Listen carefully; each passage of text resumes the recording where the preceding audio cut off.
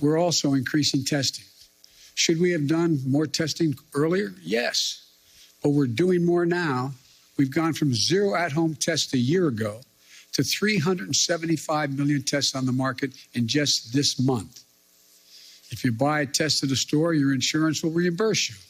On top of that, we're making 1 billion at-home tests available for you to order and be delivered to your home for free. We're not going back to lockdowns. We're not going back to closing schools. Schools should stay open. First of all, I'd put in perspective the question you asked. Very few schools are closing. Over 95% are still open. So you all phrase the questions when people, I don't think it's deliberate on your part, but you phrase the question when anyone watches this on television. My God, there must be, all those schools must be closing. What are we going to do? 95% are still open. Back to Morning Joe. You heard that. Yeah, I did hear that. Okay. And Jonathan Lemire. Thursday, January 20th. Let's underline a point, because, of course, some people are saying, oh, yesterday proved that Joe Biden was oozing. Let's just, you give him, again, as Gene was saying, you give him 2 hours in a press conference. I'm not so sure the staff should give him 2 hours in a press conference. Like, give him 15 minutes. Last question, and sorry. I was going to say, I'm going to put my White House reporter hat on first and say 2 hours is great. If you're a political handler, though, but if you'd given Joe Biden 2 hours when he was 38, 48, sure. 68, 78. You take it. There will be blood. It's going to go bad, no matter what. Joe Biden. There is going to be a stray quote here. Yeah, Joe. And unfortunately, yesterday, there were a couple of bad stray quotes. There were. And Joe Biden, by his own admission, is a gaffe machine. And that has been the case for decades. That's not a new development. We did see yesterday again.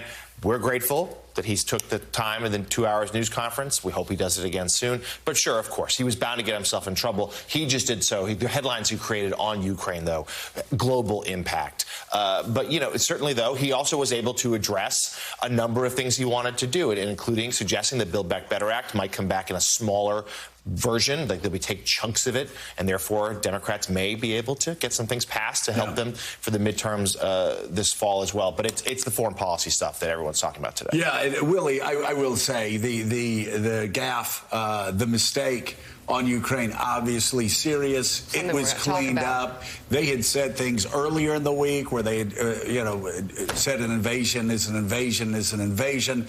They cleaned that up after.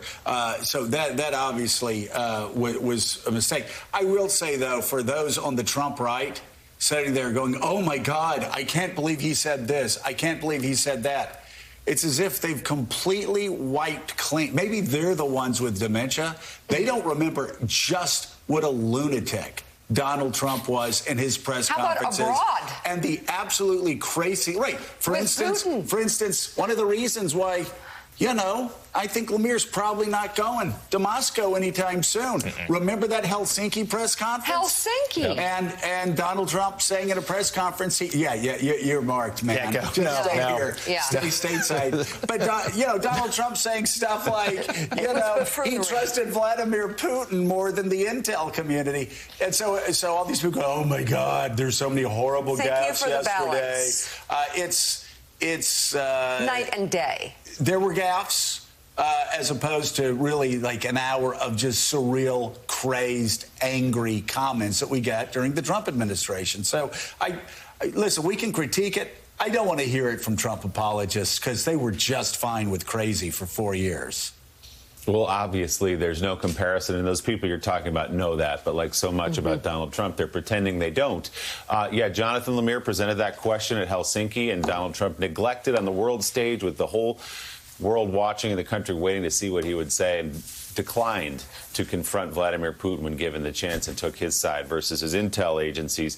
But as you said, with Joe Biden, there's no such thing as the president will offer brief remarks. There are no brief remarks. I'm reminded of when they were test driving Joe Biden in 2018 or so to see if he ought to run for president again. They sent him out to some events to see how he'd do. Can you give a brief introduction at this lunch in Iowa or this breakfast in New Hampshire? There were no brief introductions. It's just the way he is. But there were some moments moments that are influencing world events, including the minor incursion line about Ukraine that the White House had to go in and clean up, and something we're going to talk about in a moment, where he said he couldn't be sure that the midterm elections would be legitimate. Obviously, Donald Trump said the same thing, no comparison to a persistent campaign by Donald Trump, but a comment that set off some alarm bells in this country, with the Ukraine comments setting off those bells.